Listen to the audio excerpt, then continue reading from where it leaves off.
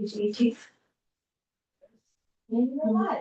you. Good morning. This is Senate Health and Welfare, and it is April 18th. We are looking at various bills for markup and possible vote along the way. We're starting out with H72. Michelle, you have a good new draft for I us. do have a new draft for you. Worked hard on this bill. Let's see what we get. And you're not printing it out because we might make changes or? Just in case, but Okay. I think you're darn close to where you want to be. All right, so the draft I have is version 3.2. I'm just gonna go through the highlighted language. Remove the highlighting from the last changes, so they've been incorporated. So you recall that Department of Health is directed to adopt guidelines for the OPCs and to change that date for them to have the guidelines done from August 15th to September 15th. Okay. Right, so that's the first change.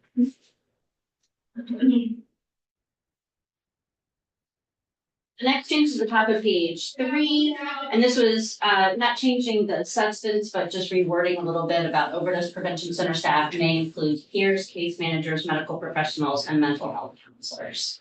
So I just tweaked the language. I think I picked it up from something someone had sent, and I just reworked it a little bit.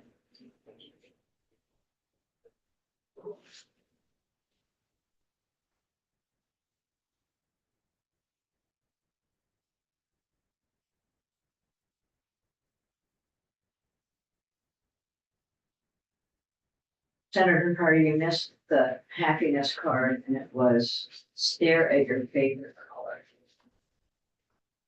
Which is better than in your desk, which is the one that Margaret had found.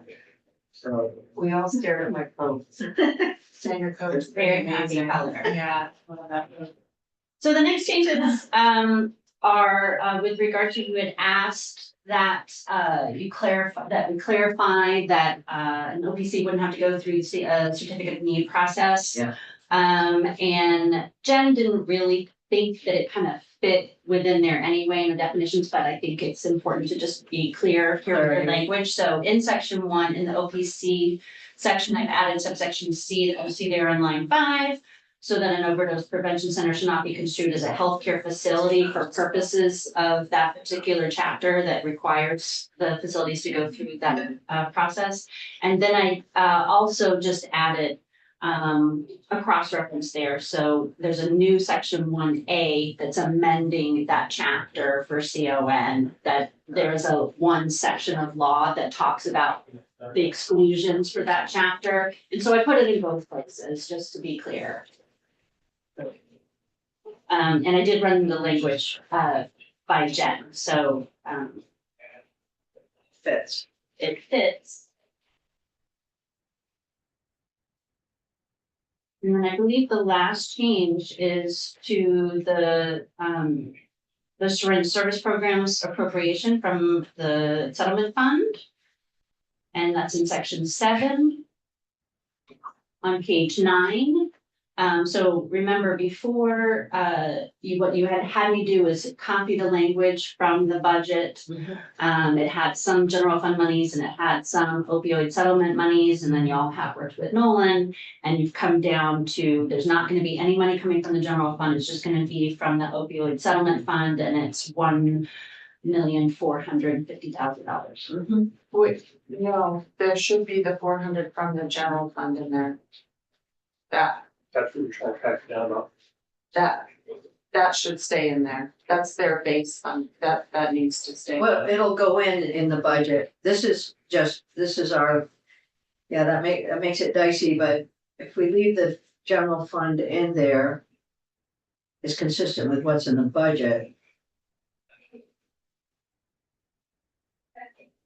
We could take out all the syringe language with the exception of the new syringe dollars that we're looking for the geographic equity. And then it would be, everything would be contained here in the bill, separate from the ongoing current syringe program that's in the budget. Those are the two choices. Three choices. Yes, Nolan. for the record, Bill Mangle, joint fiscal office. I guess the question is, it wasn't in the underlying bill, but it was in the House passed budget. Right. So Sleep it out. are you putting it in because you want to reiterate? I think I think we leave it out and we can, then we can support our position on increasing syringe funding for, greater distribution. I would prefer to have all of the funding in this bill, but, No, It's pretty you know, clear. I know, it's, leave it in approach. It didn't come over in the bill, so. We can support our position very well here.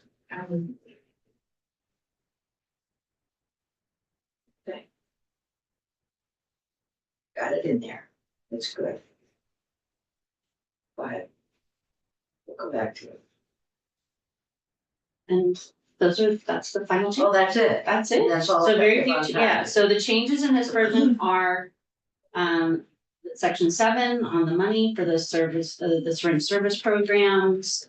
The addition of the language exempting it from the certificate of need process.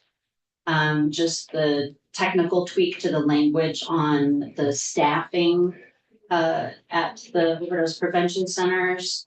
And then changing the date, bumping it out a month for when the Department of Health has to adopt their guidelines. Okay.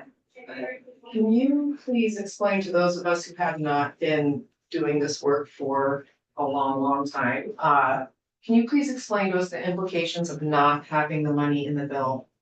Or having it in the bill? I'm just curious. I feel like we should, the three of us need to know. So, one, it's, what we're trying to do is fund the opioid overdose protection center. Mhm.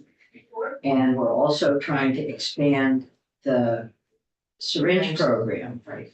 So as part of that, and we're trying to use funds from the opioid settlement fund For both. for everything, everything that's in this bill. So the budget language that came over from the House apparently had $400,000. We worked on that in the budget process, looking at that $400,000 in the general fund. It's really unrelated to the work that we've been doing in here on the Overdose Protection Center. The work that we've been doing in here is actually to expand the syringe program to other parts of the state. So theoretically, we wouldn't even have the 1.1 million that is now going to the current syringe program. But it's in there, so we can, and because it's part of the opioid settlement. So, I mean, I can't say anything differently from that. We could just leave the $350,000 that we have for the quote, new syringe distribution and take out the rest, but it probably serves us better to look at what we're doing with the opioid settlement fund overall. Well, I'm fine with that, but as soon as you put general fund in there, then we stir up a whole nother discussion about how the current syringe program is being financed, and we've already been through that about 6 times in the appropriations committee. Right. It just also seems as though when the money isn't explicitly drawn out in the legislation that, you know, who knows what can happen, right? The reason I think it's important to have it in here is because the Department of Health has explicitly replaced general funds with opioid settlement funds. They've done that even though it's not legal for them to do that. And they have undercut the funding for syringe programs. So I think it's important that we have it all listed in one place. So it's very clear what our. I understand what you're saying, and just to reassure, the appropriations committee understands where it should be coming from. And we'll defend our bill. The important thing is having overdose protection center, the reporting dollars, and the expansion of the syringe program. Those are the 3 things that we have in here for funding. So we don't want to stretch ourselves out to another topic. Then, I mean, we could take more testimony. I don't think it's another. There's no way to do that.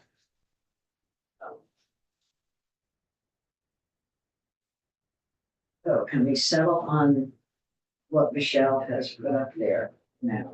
Take let the budget process be the budget process. So let's remember, once it gets down the hall, see what the money will be moved around. I could see that the line items for the current syringe program and then what we're suggesting might be separated out in the opioid settlement. That might happen. I mean, I'm fine with it. I don't feel great about abdicating decisions to down the hall in general. It's, to be honest, but I will support this. Well, we're not really advocating. It's something that's been going on, came over from the House. Discussion's been down there with the syringe program. The expansion of the syringe program is something that Senator Hardy brought to us, and I think it's really important to move it geographically. I agree with Senator Kulik. I don't feel comfortable abdicating the decisions to down the hall because this committee's done the work, and I in particular have done a ton of work on this issue. And I don't have confidence in the decisions made down the hall, frankly. Well, we should probably, we'll see what happens. There's a lot of work that's been done by folks down the hall. Everybody's trying to do the best they can. I'm not arguing with the amount of work. No, I get it. I know. It's not a matter. So. I can make a motion to, Yeah. vote on 3.2. 3.2 is at page 72. Yeah, well, they used to work on it.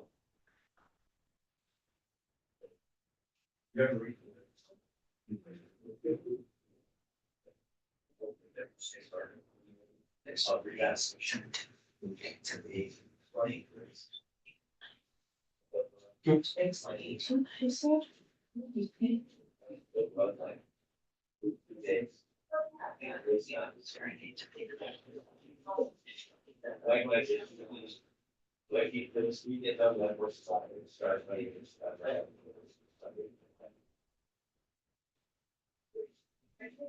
While I'm doing this, does anyone want a second? I don't think we need seconds, but. Oh. Thanks. I will second if you want. I'm not happy with the end result.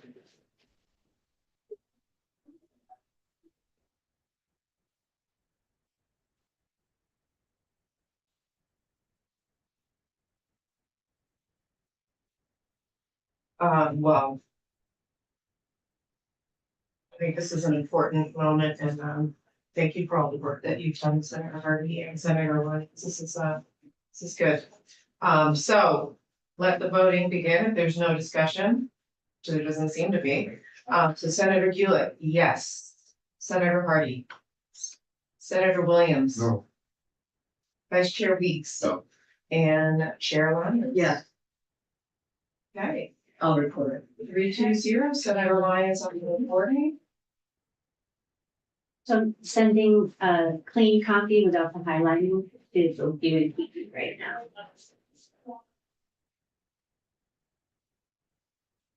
Okay, thank you all for that. No, the hard part about this bill is simply understanding the value that it offers to local communities. Yes. Absolutely, thank you. So. All right, so we're gonna move to 869-80. And Miranda Gray is she up on Zoom? She hasn't been Yeah, right, but she's gonna be available should we need that. I'm sorry.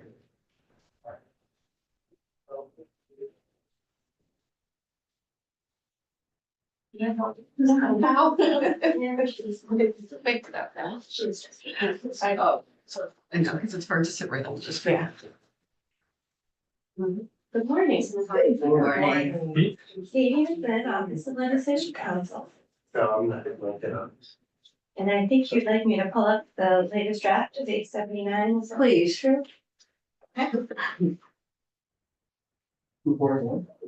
Yes. Okay, there it is. So there are a few spots that are highlighted, with changes. Most of those we looked at yesterday, or when I did a very high overview yesterday, they were there. There have been a few other places where highlighting has been added since yesterday. So I can go through those places, or you could start somewhere else. No, that's good. Let's do the For the highlights. committee. Let's do the highlights. Okay, great. This was a renumbering because there's a new section added that the House didn't have, that's the section on case management. This is correcting a typo. In two places I had temporary emergency instead of emergency temporary. So I corrected that in this version. This is eligibility. We looked at this yesterday, but if you remember, the House had for eligibility 60 years of age, and the proposal here is to move it to 65 years of age. And also to clarify in line 8, that disability means physical or mental disability. Another change is in subdivision 6 and 7. So the version that came over the House for eligibility had that a household member had experienced death of a spouse or domestic partner within the last 30 days. We heard some testimony that that was restrictive. Similar with it experiencing a natural disaster in the last 30 days. So the proposal is to move that to 9 months. You've experienced a natural disaster. Let's stop there and think about that. Okay. Just because it's a new recommendation. Sure. Yeah, 9 months. Yeah. No, it's hard to put a number on grief, right? Yeah. But it seems better than it was. It is so much better than it was. But we can. I don't know what else to put in there. Really. I assume. Domestic partner, is that just someone that you live with? Yeah. So it could be a parent. Is it defined? Domestic partner. No, oh gosh, we went around and around about this upstairs. I can pull up some emails. I worked with Michelle, and this is the term that she recommended, and this is more her area of practice than mine. A spouse or domestic partner is more meant to be somebody you're in a relationship with, but maybe not married to. Cause we had talked about how sometimes it's a young person whose caregiver is their parent, and if their parent dies, they are in a very precarious situation. Yeah, and Yeah, so death of a child too. that's, Right. Can we expand that at all? if we expanded it to include a parent, Maybe you'd want to put it in its own subdivision. And say, is a young person, which you probably want to be clear what you mean by a young parent person. or child. I mean, Right. losing someone is significant. Mhm. And it doesn't matter the age, Oh, okay, so it's a parent or child. okay, so you want, so it doesn't matter if the person was. Caring for the other person, does it matter that they were living in the same household? Well, there might be implications for loss of housing. If you're not saying something about, if you're not being specific about whether they live together, you could probably just put it in 6 and say has experienced the death of a spouse, domestic partner, child, or parent within the last 9 months. Sometimes parent, I mean, the caregiver's better than parent, just because you could have an aunt or a grandmother or, I don't know, parent seems something. It's gotta be boundary somewhere. So- Yeah, grandparent, it's starting to stretch a little bit, but so let's do parent. Close member of the household. Trying to think of like an all-encompassing term. Yeah. Is there an all-encompassing term? Or is it parent, child, We don't use the word parent in like education. In our- No, We use caregiver. Okay. Well, okay, but tell us where we are with this. What's the context of this? So this is for determining whether you're eligible for the benefit, for being able to have the 45 or 60 days as this is drafted outside of the cold weather months. I think has experienced the death of a spouse, domestic partner, Once you start close family member. Parent-child thing is important to me, All right, I mean, but, that's fine. I mean, we could, let's put that in, it's always gonna, it can be negotiated. Okay, so Need spouse, something there.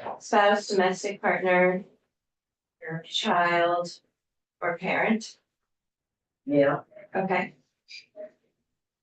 Okay, I just thought of another scenario where, like, what okay, if it's a sibling relationship where their older siblings are taking care of the younger siblings, like yeah, That's a where I was young thinking. adult family, yeah, so I wonder if it's sort of like a close member of the, yeah, with a close member of the household with a caregiving relationship, or ooh, I like that. something like that, it's, so, but as long as we can make that mutual, like parent, child, parent, Right. because it could be, Okay, let's try I that. don't know.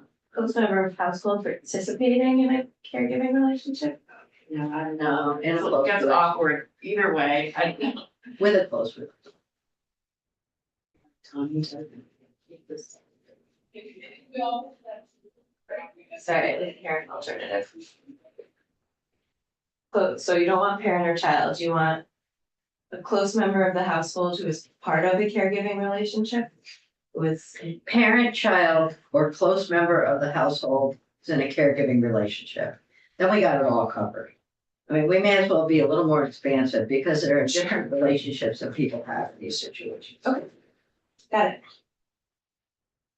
That little Nolan's scratch. I know Nolan scratching his chin. Can't use the words, I'll stay out of the words eligible. And 12, are we set on 9 months or can we bump that to 12? I don't know what the implications are for 12 months, because of the timeline, the timeframe. Did someone suggest the 9 months? How did that go? I did, I mean, we did, and then we. Yesterday at yeah, lunch. Yeah, we were just chatting away, We were so chatting. it's gotta be more than 30 Yeah, it was days. 30 days. So 30 days is ridiculous. 9 months is still short. We know it takes people 3 years to recover overall, but. What are the implications? What is the result of having that 9-month period?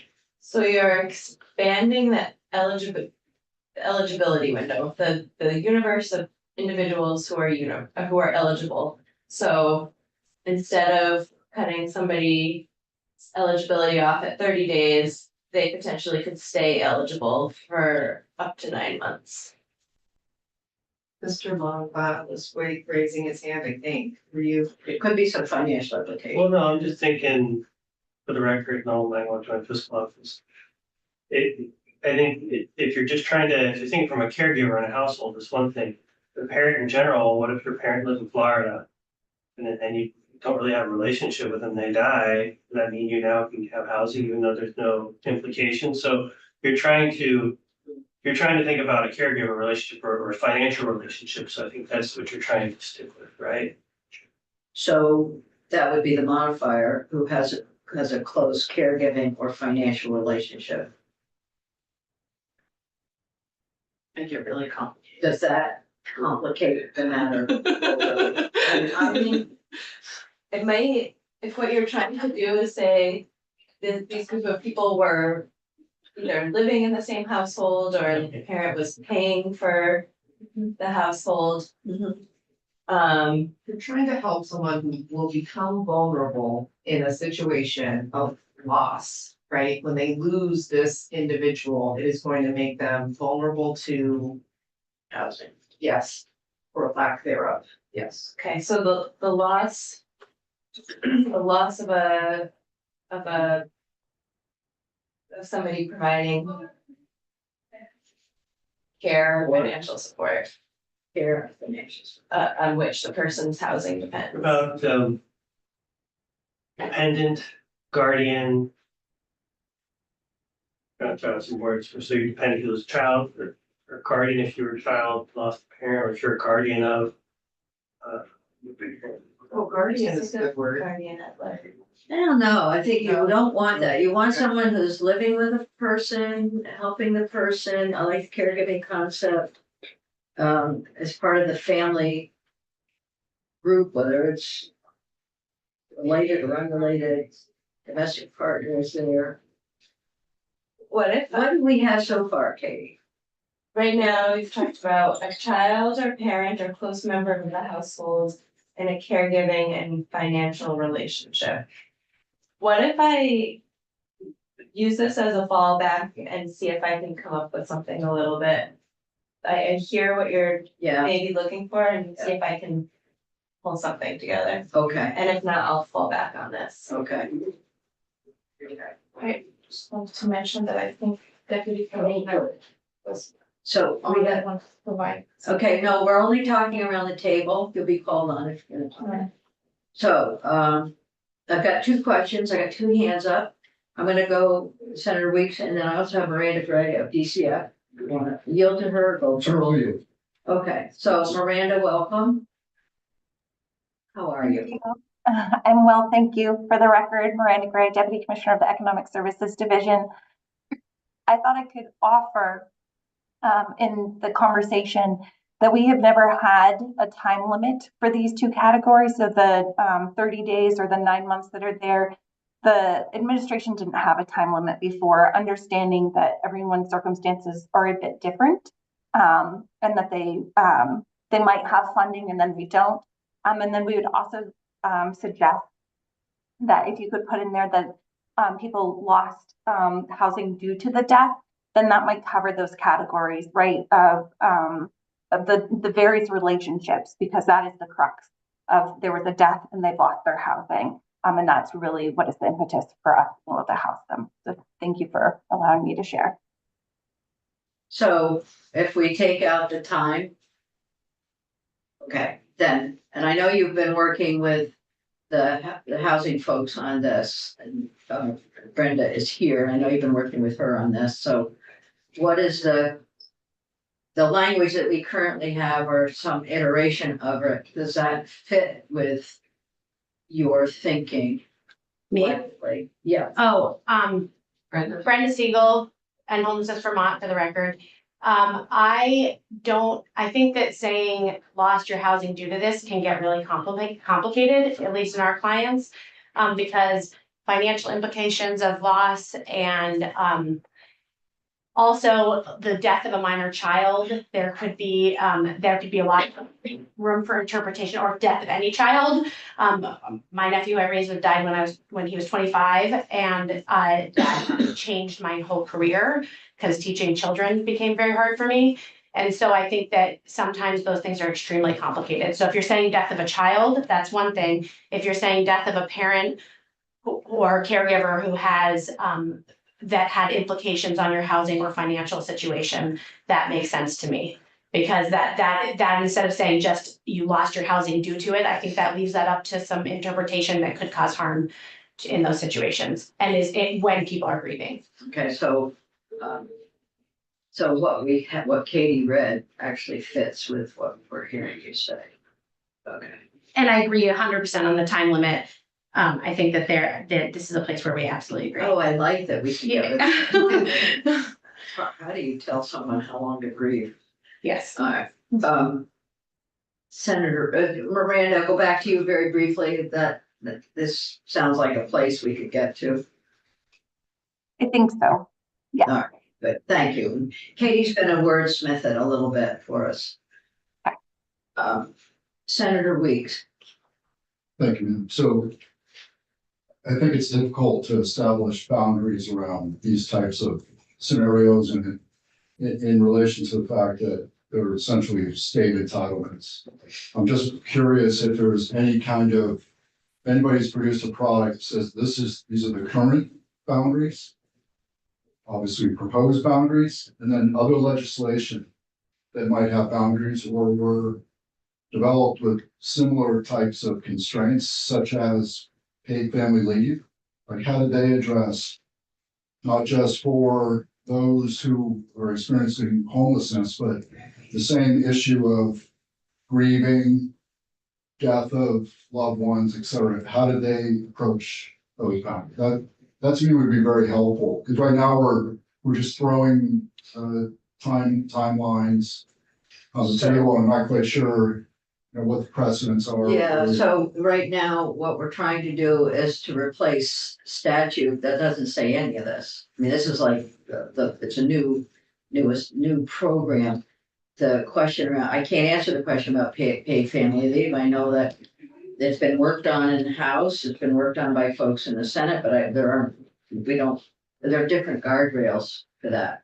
So what we're trying to do, based on testimony that, I mean, the House has taken extensive testimony, but based on testimony that we have, and then talking with our administration, trying to sort out what has been observed in the community, what are the needs in the community? We heard that in our joint hearing, and we've heard it different times in our committee meetings. Even going back before, 3 or 4 years ago. So this is an attempt to establish these criteria. And then there's also the task force in here that can come back with some modifications to improve the whole system. So there's a lot going on here. And I agree with you, it's hard. It's like starting to work. It's a difficult process. But it is based on data and it's based on testimony and information from people working out in the real world with folks who are homeless, trying to capture all of those issues. I can't answer you any differently. Maybe someone else on the committee can offer, or Katie, or. So in the previous programs or iterations of similar programs, there were no boundaries. There were no criteria. Well, are you talking about the There were general ever system? changing boundaries. Yeah. Right. So here, let And me I think that's the problem, is that there was, every iteration had different sort of, I recognize that. I know that's the effort. What we're trying to do is settle on something. Yeah. Just curious, how did that shift over time? How does that compare to Okay. current? you're looking for a chart. Okay, we don't have a chart, but what we do have is last year, I'm looking for an explanation. yeah, there's no picture of it, but before last year, when Representative Pugh was chair of Human Services, we had a hearing and we asked the administration for what you suggested, and that is some guidelines and a plan going forward for transition and housing. We had rules the year before that got modified. The general assistance program in statute does not mention motels or hotels. It doesn't have the same level of criteria that's here if you read through the statute. Then last year in the budget adjustment, we put some criteria in, and we said most vulnerable need to be supported primarily in finding housing. And if you've got someone who has a disability or has a critical health need, let's help them find some housing. Those were the criteria. Then in Act 81, we elaborated that a little bit more, and that was the budget in June when we came back for the veto override. That was Act 81. Additional criteria. We don't have a side by side because it really wasn't as concrete as this. It was helping people who have need or vulnerable. Now, our opportunity to say, who are those people? Under what conditions? So that's what we're doing. Okay, hypothetically, what if we did nothing? What is the current criteria? Current boundaries for Okay, homelessness? Katie, if we That's- did, That would be, if you did nothing, well, you'll do something in the budget. You'll probably keep the ongoing GA program in the budget, which is implemented by DCF rules. So it depends what DCF has in rule around a bereavement period. And you just heard they don't cap it. They don't have a time limit on it for eligibility. That doesn't mean it couldn't change. They couldn't, you're familiar with the LCAR process, they could bring other rules and change that, but that's what it is at the moment. Okay, so that's green. Well, for all of it, if it were, All of it. if we went back to the current GA program with modifications that we saw in Act 81, what would it look like?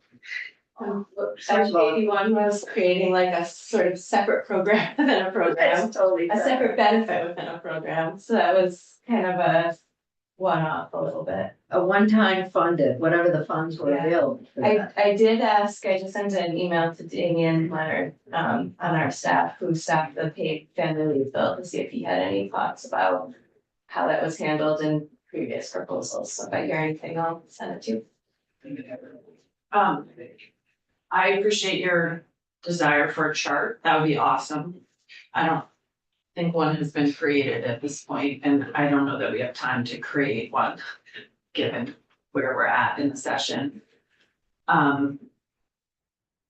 But one thing I would say is I don't think, I know you were just trying to come up with an example, but I don't think paid family leave and housing are a I'm good. reaching. Yeah, no, I understand that. I don't think they're a good comparison, because although there are some crossover in terms of the categories that people were trying to cover with leave. But housing is one of those things that, like, if you don't have a house, you can't really do anything. I mean, you're severely impaired in your ability to lead a healthy life.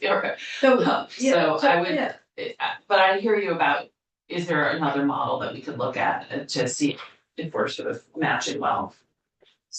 Timing. Can I just say something super quick? There was a really great joint hearing this fall that you were. That I put together. Exactly, thank you. And Awesome. okay, so what I recall from that is we heard from a lot of folks. I mean, it was a phrase basically all day. Who underscored the issues and problems and,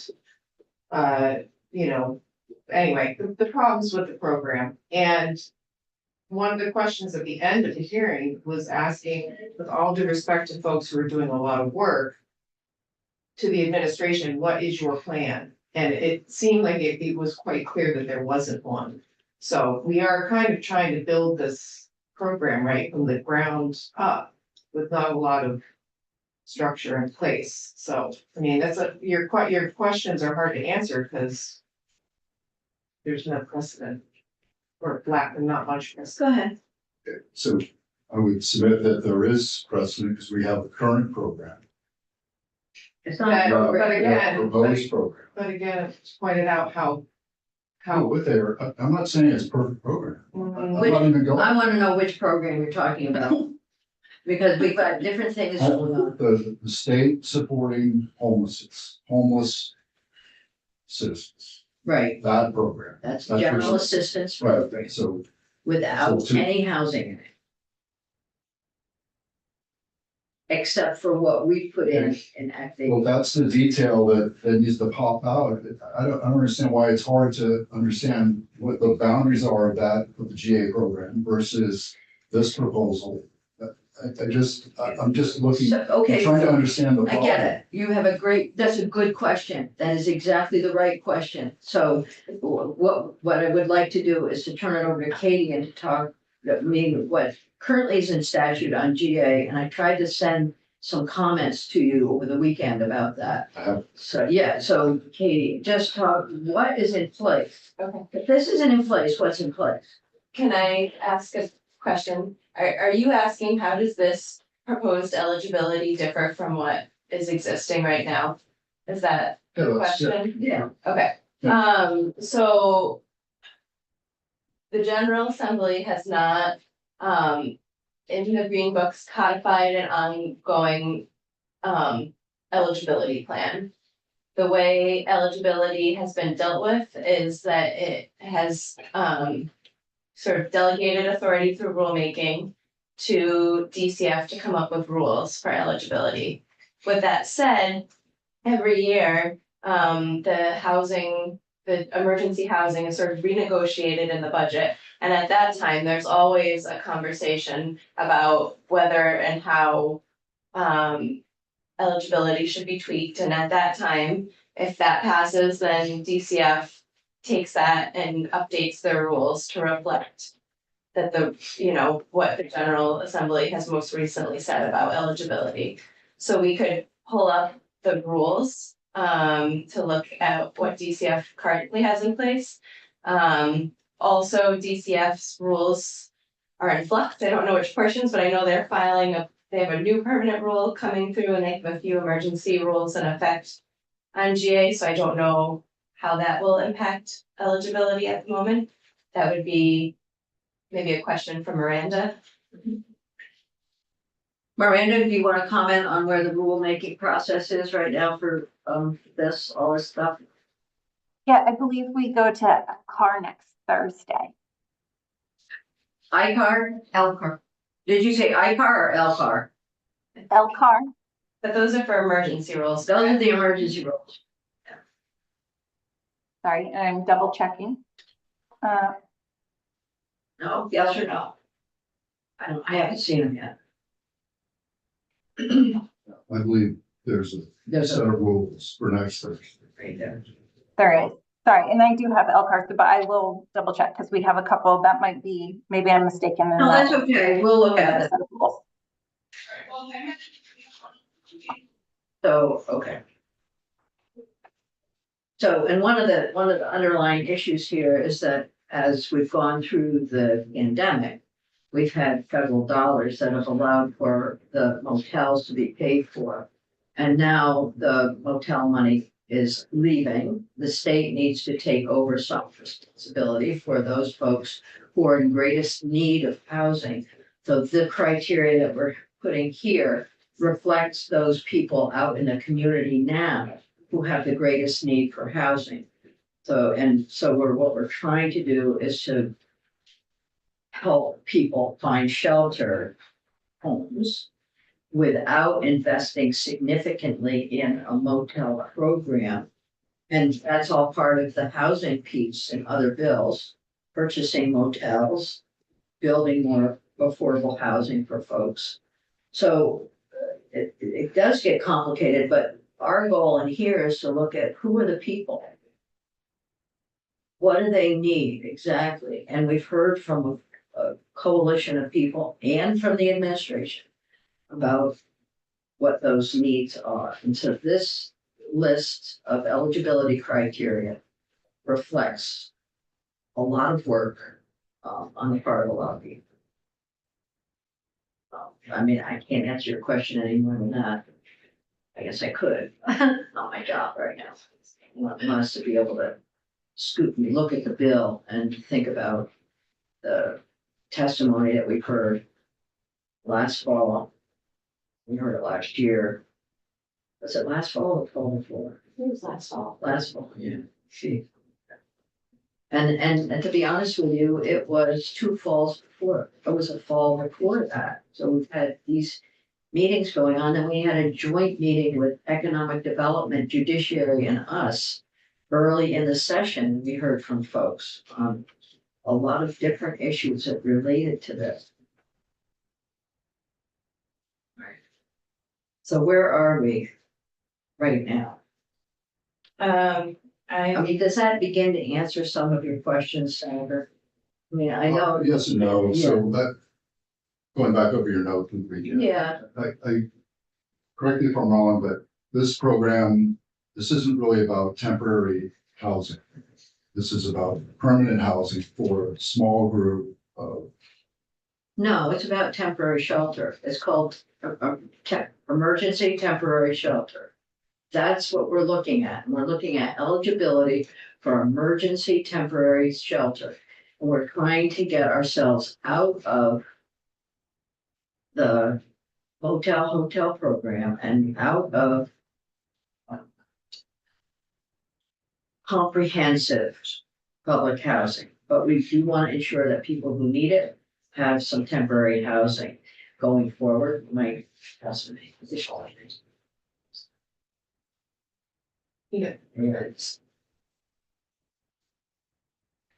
Can we get back to talk to the language in the bill? Yeah, let's do that. That's my goal right now.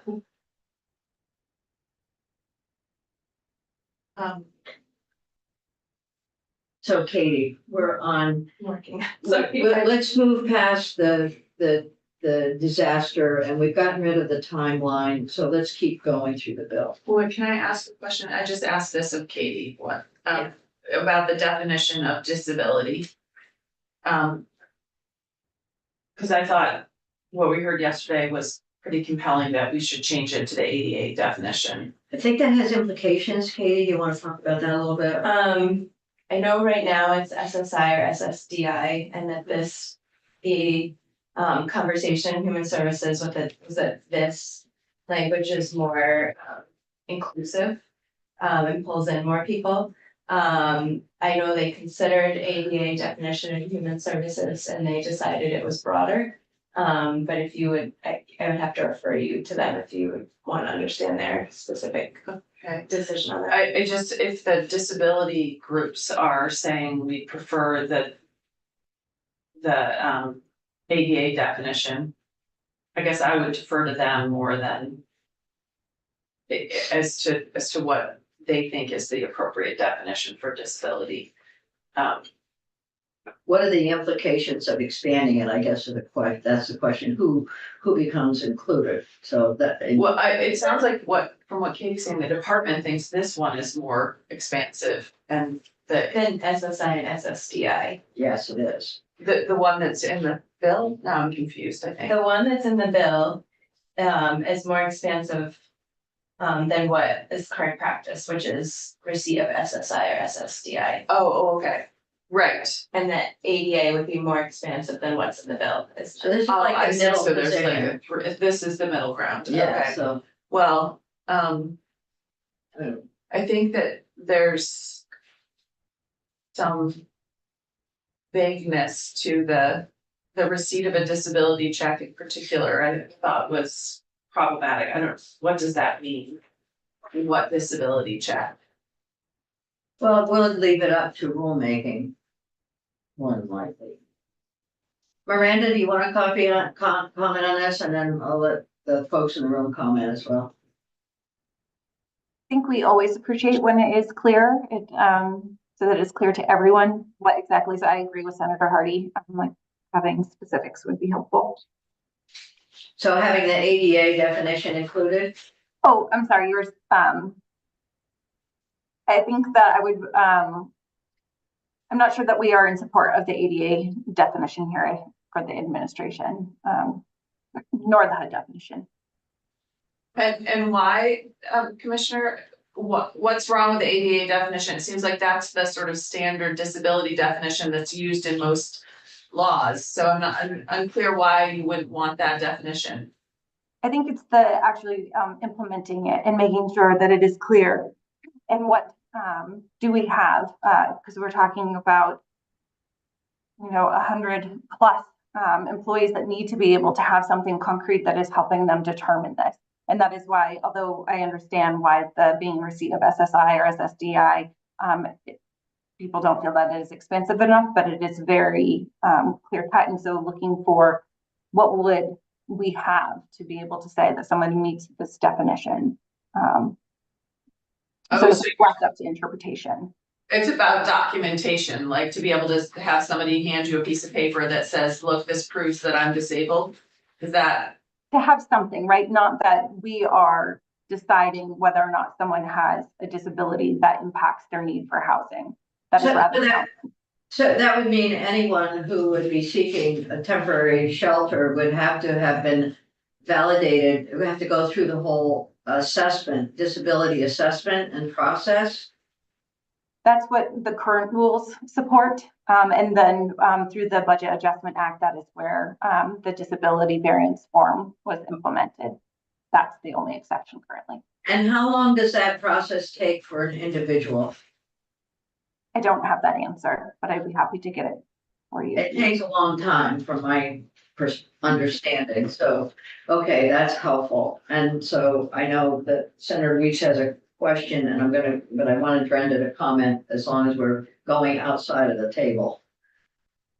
So the ADA definition For the is, record. for the record, I'm Brenda Siegel from End Homelessness Vermont, sorry.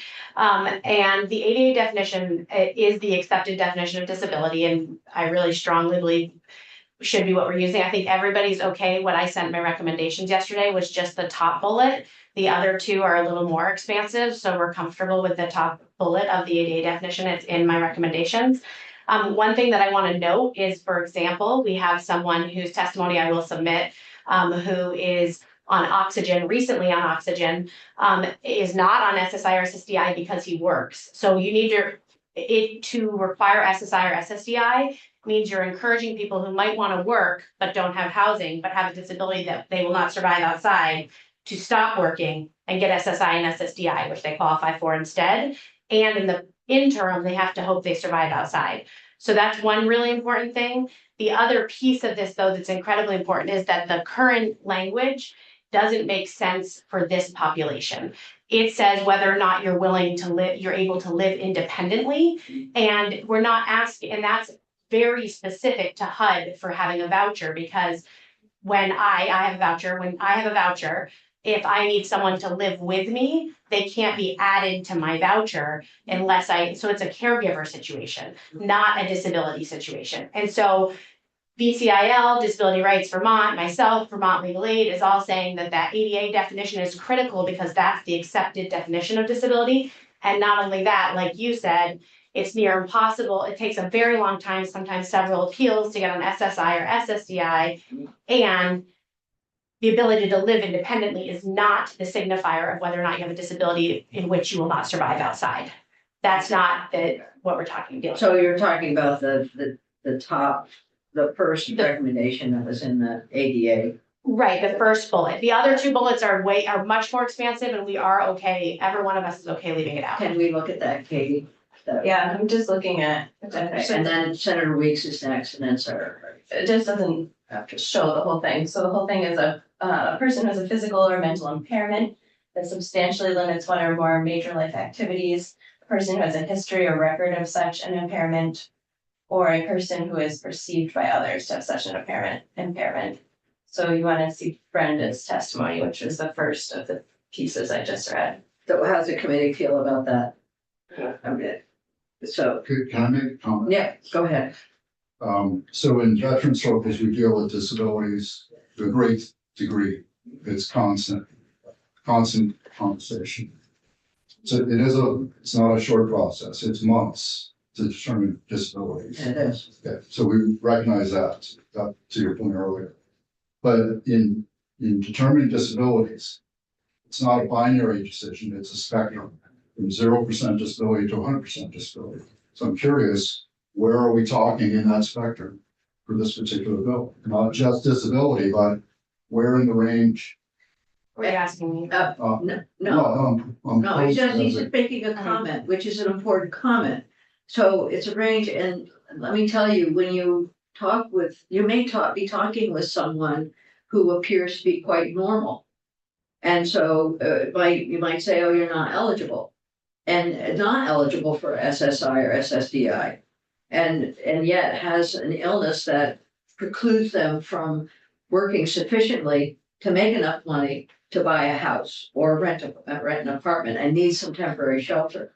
So it is a range. You're absolutely right. It is a range, and it goes from those who are not qualified for full disability and those that are. There are those who with, I will call them subacute disabilities, who can't really fully function, can't do a full-time job.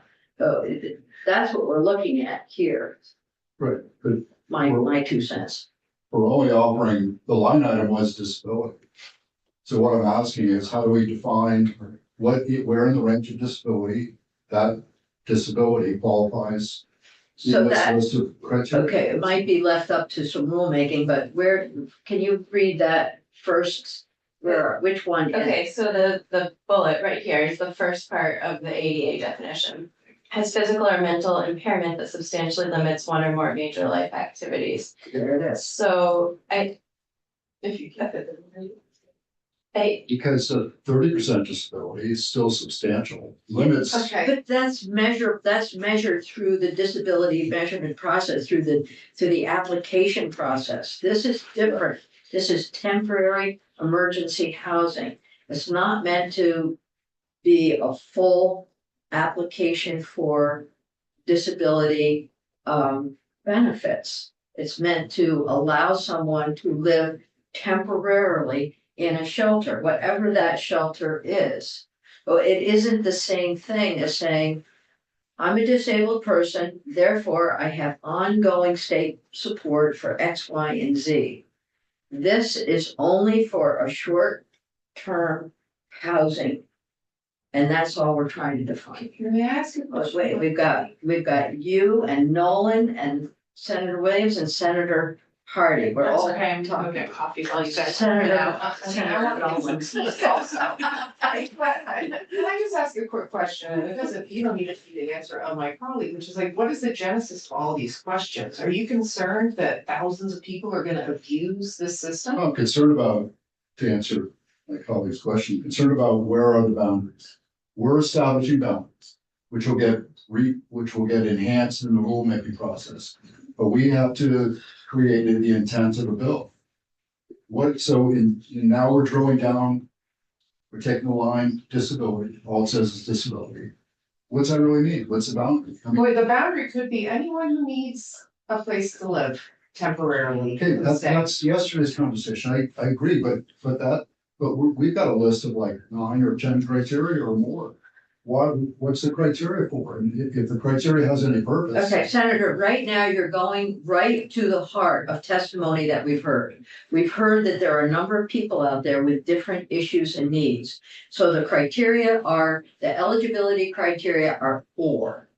So it's or. I get that. You have, okay, so there are people out there who have one problem, and people out there who have another problem. And right now, we're looking at disability as limiting one or more major life activities. That's our intent. The agency will be responsible, the department, for writing rules that meet that intent. Then we, on Rules Committee, LCAR, we have an opportunity to review those and say they're too expansive rules. Or they are not expansive enough. Senator Quinn. Can I bring it back to the intent statement of this bill? Yeah. Can I read it? Oh, good.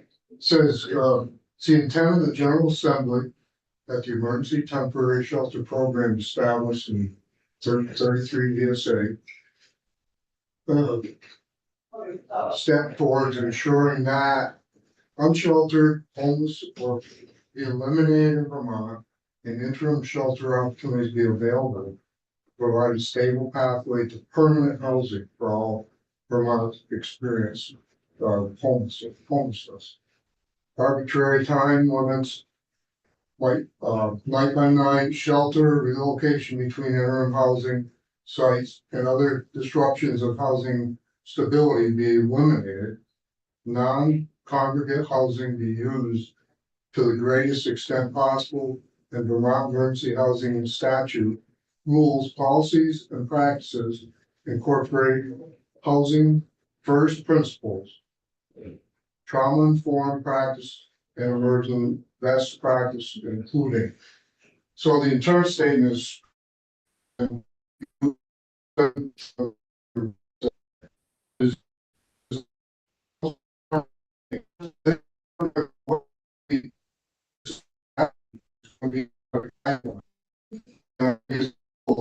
we make sure that the intent statement meets what we're trying to do here. Well, we'll always have a need.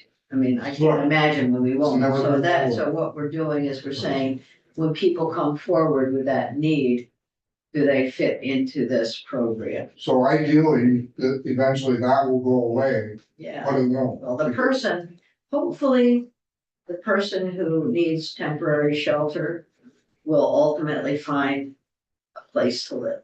But that's like not happening over. So I think my point is that we need to make sure the intent statement is what we're trying to. Right, and this is why we're putting millions of dollars into housing right now, so it's all embedded with the. And it's gonna give DCF a set of criteria to go by, the next time we have a crisis where housing is affected. Exactly, Okay. good point. Thank you. Yeah, I think Anybody else? the has- chair was saying that the housing for the individual is temporary, not the program.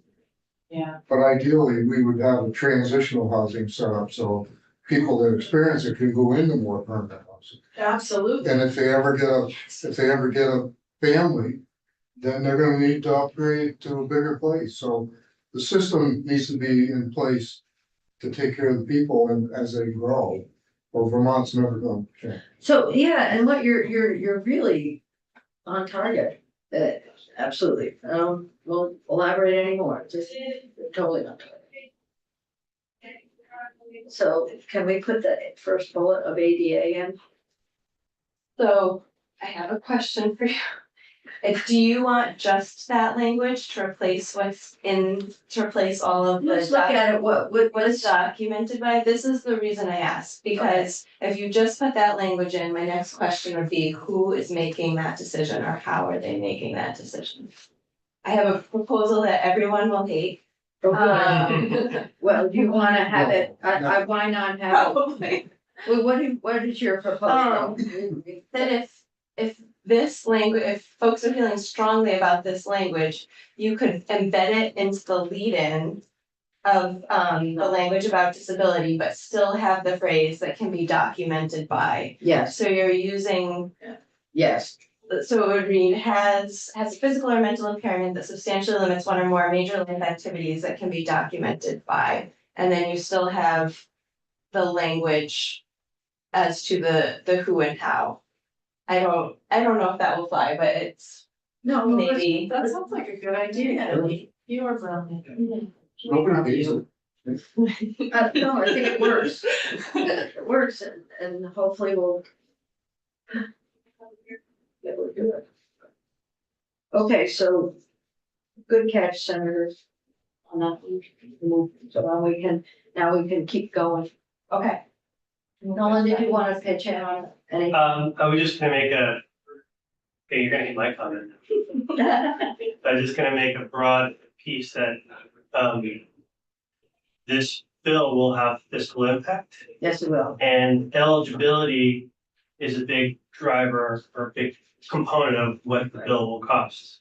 So to the extent that you're broadening eligibility, there will be fiscal implications. If you narrow it, just fiscal, so that's all I wanted to It'll flag. pick up more people, you know, so. I just wanted to put that on people so that they're operating from a place of, What was the number we heard? It'll go from, well, there depends, I mean, there's no number 100 for to this right now. 1,500 or something.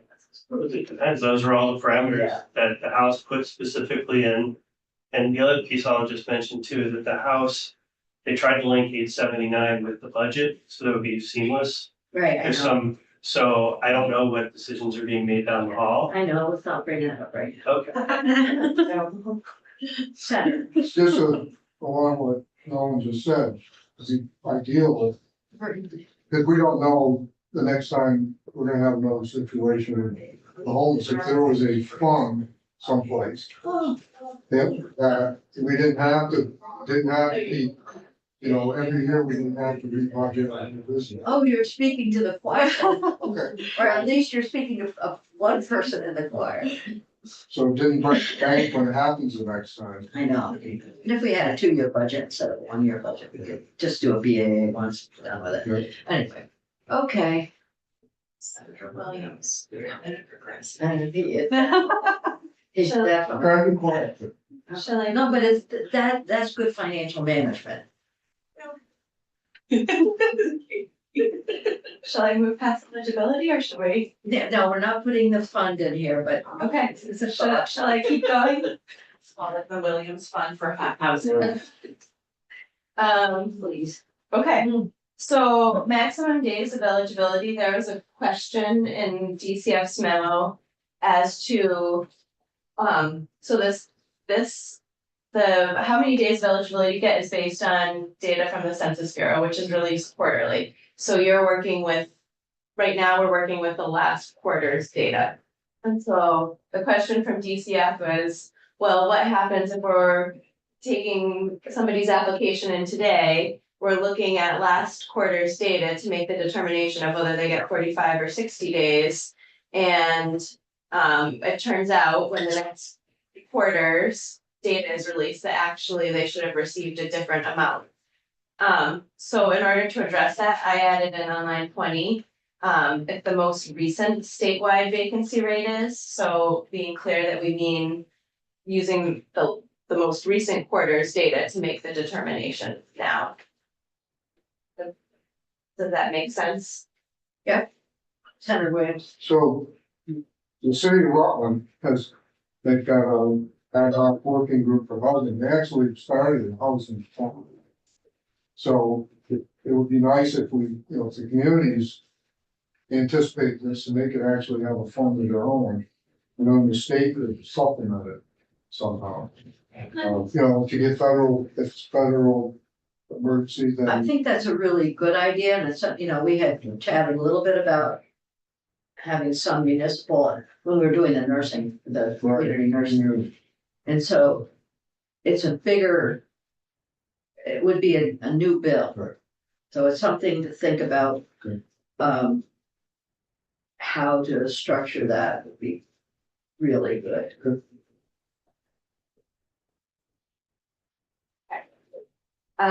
We've already talked about this yesterday, but the House proposal was a maximum of 90 shelter days, and this proposal moves it to 60. Household participation, I had switched temporary and emergency, so they have been switched back. Quarterly Is it reporting, emergency temporary or the temporary? emergency temporary shelter, Okay, oh, Yeah. emergency, that does make sense. emergency temporary shelter. If you wrap my brain around it a little bit also. Senator Hardy, go ahead. Yeah, so tell them, I'm concerned about moving back to 60 days. I mean, I know that there are financial implications of that.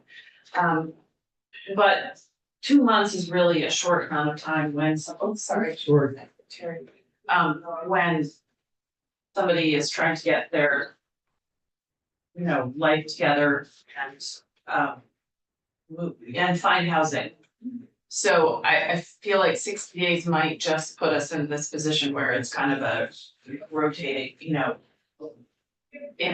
and out, and then, so, I mean, So the governor has proposed 28 days. And there have been proposals for 45 days. The House is 90 days and it's very expensive. It's $20 million over any funding that we have anywhere near it. So I guess this is my suggestion of 60 days, try to get to a place that helps, but isn't gonna be turned down automatically. It offers a position for discussion. yeah, that's why I'm discussing it. Yeah, I know. I was thinking of the conference committee. Over the conference committee. Yeah, it's gonna be, this is But gonna it's be gonna in end the up at, budget. 75 It's gonna be in days. the budget. I just feel like 60 days, 28 days is ridiculous. But 60 days still seems really short to me. Ideally, people wouldn't have to stay that long and they could find housing, but. I agree, and I think the fiscal implications, this is just my.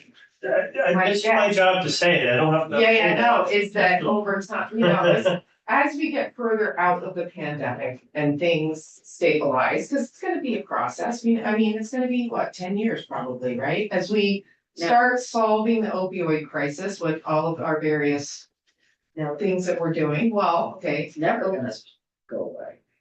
Yeah. I'm trying to be optimistic. Then, I just think that the fiscal implications of this program will become less, not greater.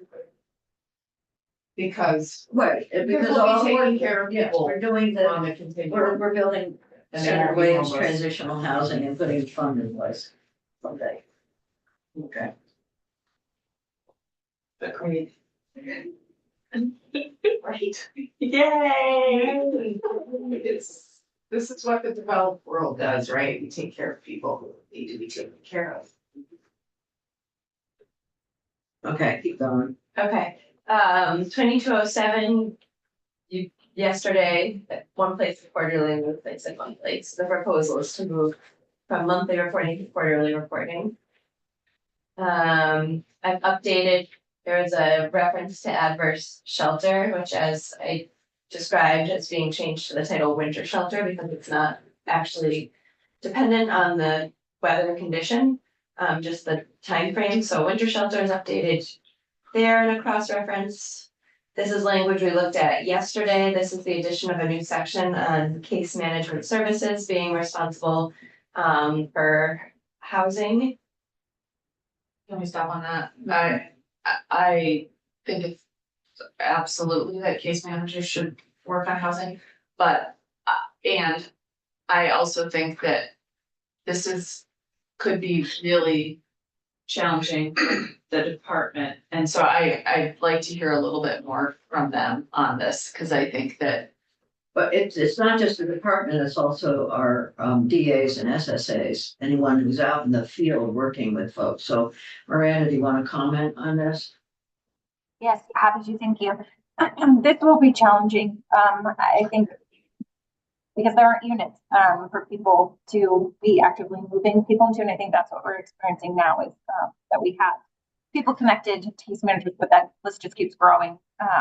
That's why even the administration has been focused on unit generation. So I guess that's what I can share. I do think it would be very impactful for them. Let me ask you a question. Right now we have grants that are out with case managers, and the grants don't necessarily include a consideration of housing, so which is one of the significant social determinants of health.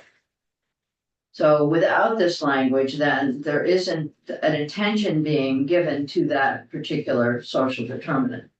The goal of this is to allow for some analysis within the grants that are given out by the agency and within the agency for case management that it will include attention to housing.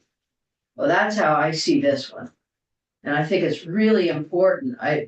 Whether you have sufficient staff or time to do it, it's critically important regardless of when. And it would be,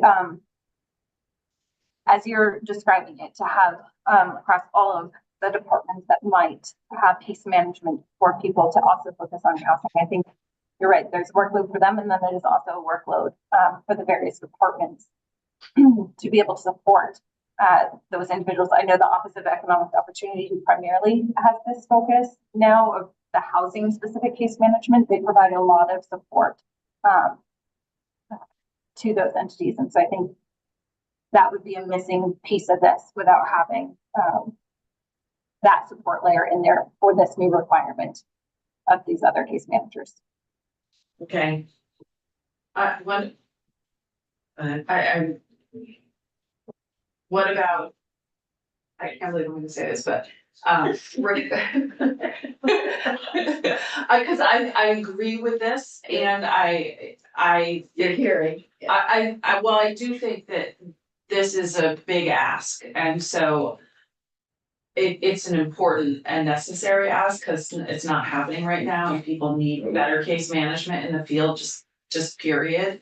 But I'm afraid that if we do this requirement, that what we'll get is bad case management and stressed out people on the front line. So I'm wondering if we might want to ask them to create a plan for how they're gonna do case management with the goal of saying, this is our goal, how are you gonna do it? We could do that, and we could also change the language from appropriately housed so that each client of the case manager is appropriately housed to somehow putting in a consideration of housing. So that's the goal, is to have housing being considered. I don't know that you can some middle place there, not necessarily bring every report back of how you're gonna do it. Yeah, or just something like that the agents, AHS and all their on, Provide consideration. no, it was shall include, something like, support for housing. Housing support in grants. It, well, Case management. in their case management, I don't know, I Yeah. can't quite think of it right now, but something that's a mellower version of this. No, but it is, the point is that housing's considered in the process. The part of case management has to be helping people find housing. But requiring that they shall ensure that each client finds housing, I think Over the top. it would be hard, and then there could be implications for, what if they literally can't find them housing, who's responsible? Is that person then like fired or like held liable, or what's the implications of them not finding the housing?